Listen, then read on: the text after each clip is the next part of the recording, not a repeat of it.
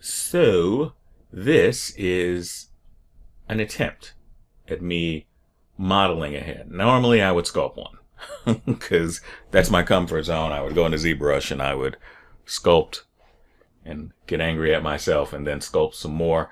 But I tried to do this. I created this from a box. And yeah. As with all artists, I just see my mistakes. But you can see that this is a representation of the human head. And I want to explain Edgeflow because this has very little of it. Let me do this for a second here.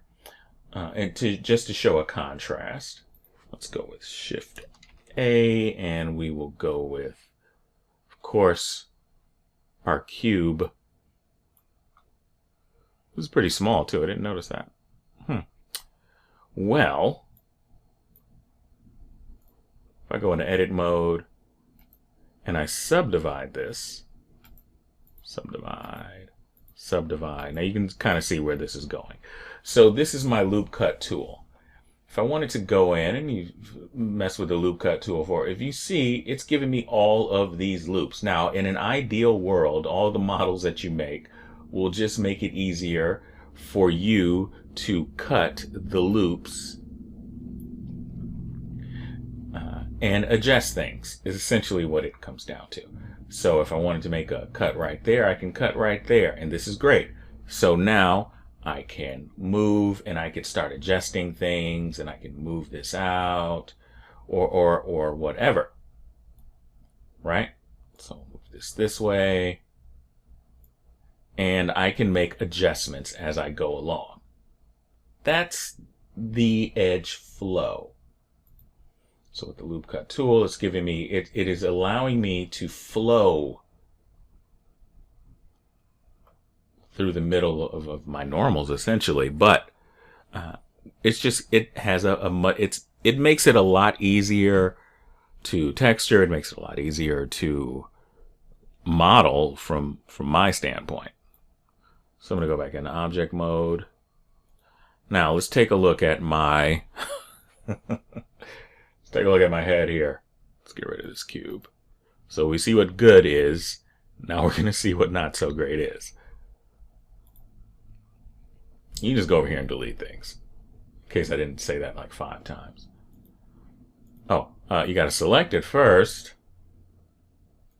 Go into edit mode. Now, I got a nice little edge right there, but it's not going all the way across.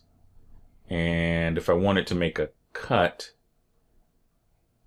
all over these lips right here, like this edge right here is not flowing into the one right next to it. So I don't really have great edge flow with this. And I got like some triangles and a lot of other stuff. And also this is what I get for trying to model something with absolutely no reference. Please don't do that.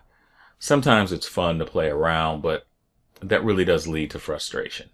So if I wanted to put an eyelid here, well, I would like for this edge loop, I would like to make this loop right here, and I would love for it to go all the way around, but it's not. It's not even connecting over here, and down here it's not connecting because my geometry isn't awesome. It's not. And I didn't do this on purpose. I was really trying to make this work. Now this right here, if I wanted to adjust the lips here, and I wanted to, say I wanted to go, maybe I wanted to bring these down a bit. So now I could just grab that whole line and I could just adjust. Right? I can adjust that or bring that up, rather, because that would look better. So I can just bring that up. So I had this nice little edge flow right there, but it wasn't a flow, because if it was, it'd go right and it would be a lot better, but it's not. So here's what I'm going to do. Now look, now that I did that, I can click and I can shift right up here. So now I made that little cut right there. I'm going to Alt, let me grab the faces here, Alt-click. Oh, oops. Let's try this again. See if I can get all these faces around here. It's not letting me do it, but I can just hit Shift, click, and click. And then if I wanted to, whoops. If I wanted to bevel this, I don't know why, maybe I'm making a robot or something. I don't know. So I'm beveling this, and so now it's got like this little line around the lips, right? So I haven't checked my normals for this. I don't know what they look like. They could be all going haywire here, but let's check out the face orientation. Okay. So everything seems to be, as far as I can tell, everything is fine. And so if I check my normals, all of these should be facing out, and I go down to normals and I just put display normals. They seem to be facing out. Things seem to be facing out. If I want to, those are going out. So that's fine. That's good. But when you have really good edge flow, that means that you are going to, it makes your modeling a lot easier. And I didn't figure that out until I started to model and just model basic stuff. It was becoming a lot harder to adjust models when you don't have awesome edge flow. So let me get out of this. So that's edge flow. So you want to have that. And in the next one, we're gonna look at proportional editing because I think it'll help you.